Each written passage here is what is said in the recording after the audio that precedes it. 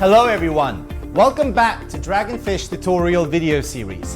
In this video, we will introduce the installation and charging of the aircraft battery.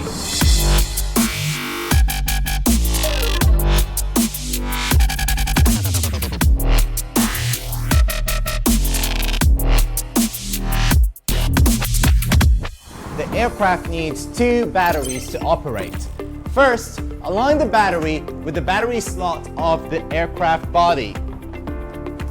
Insert the battery into the battery compartment and you should hear a click. This is how you know the battery is installed correctly. Press the power button to power the aircraft. Now, if you want to replace the battery, please power off the aircraft before doing that.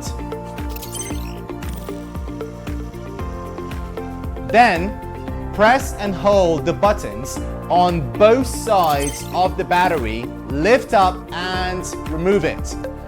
When the battery is low, please use the charger to charge. It takes 120 minutes to fully charge one aircraft battery. For more videos, please visit our website or subscribe to our channel. Refer to the video description below for more information. Thank you guys.